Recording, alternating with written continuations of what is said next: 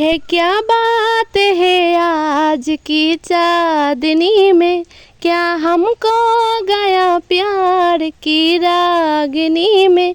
ए बाहों में बाहें बहकी निगाहें, लगाने लगा जिंदगी का मज़ा। ए रातें ये मौसम नदी का किनारा है चंचल हवा।